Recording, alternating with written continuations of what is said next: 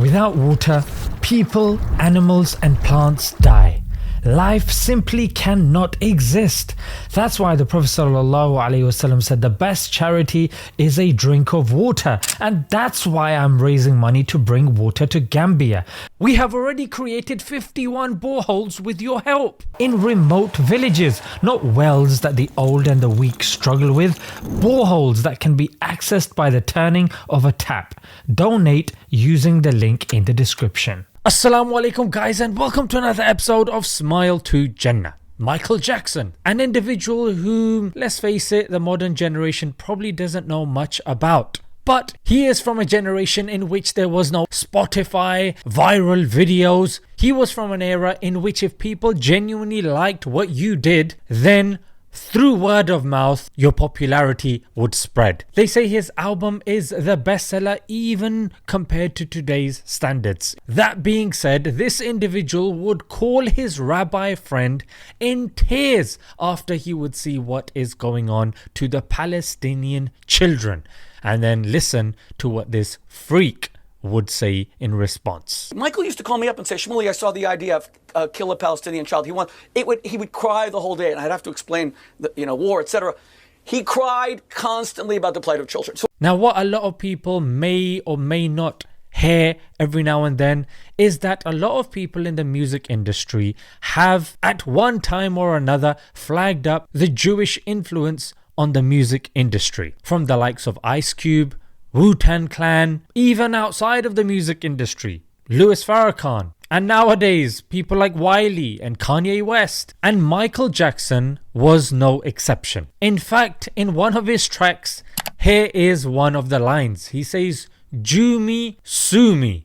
And of course, the Israel lobby at that time made him change the lyrics and re-film it, which he had to do and apologize. However, his interactions with whom he calls the Jews wasn't very and particularly favorable. Here's what he said. Don't like leeches. I was so tired of it. They start out the most popular person in the world, make a lot of money, big house, cars and everything, end up with penniless. It is conspiracy.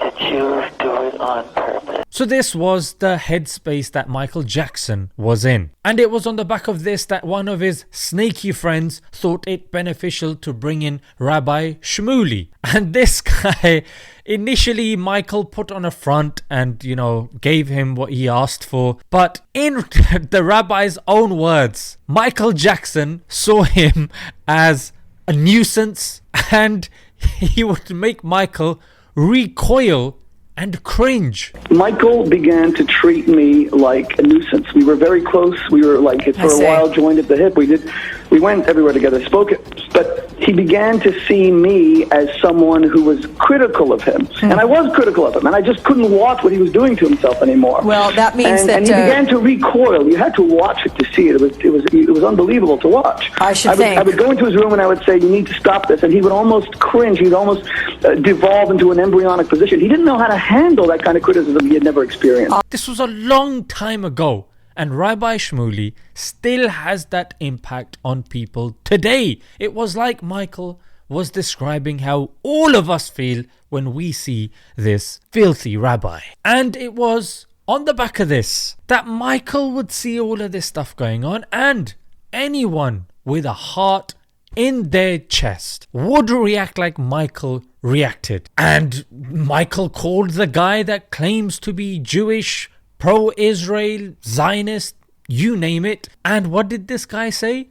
Oh yeah. He literally tried to brainwash Michael. There's a reason why Candace says that Rabbi Shmuley has more of a nefarious involvement with Michael Jackson. Allah knows the involvement, but all we can say is this video is ample evidence that here you have somebody very influential, and if he was to say something publicly, then it would cause an uproar. So what did this guy do? He was in a pastoral relationship with Michael Jackson, but what did he do with that relationship? He exploited it for another state. It would be good to find out who that friend was that decided to bring Rabbi Shmuley in. That guy is no friend. That guy is a plant. That's what he is. And this is all on the back of what we're hearing today. Israel breaks the ceasefire agreement and murders another 400 Palestinians. Even the people that are somewhat on the fence, even they've come out and said, you know what, this is ridiculous. But this is what you just don't understand. I saw another video of Way of Life SQ, our brother that went to Palestine, and then he was arrested by the IDF, and then he was mistreated, abused. And then when he asked for his phone call, when he asked for legal representation, you know what they said in response? This is Israel. We do what we want. Who's going to stop us? And this is exactly how Israel has been functioning, with US and UK propping it up, without whom Israel would be eaten alive. Let's be honest. Because of its war crimes, it would be eaten alive by the judicial courts of the world. So there you have it, ladies and gentlemen. People do say more stuff about Michael, that he wrote this and did this. If you guys are aware of anything else that he did for Palestine, then feel free to let me know in the comments. And yeah, there you have it. Just in case you're wondering why certain people don't speak out, they have a Rabbi Shmuley in their ear, telling them what to say, what not to say, and brainwashing them whenever their eyes tell them one thing.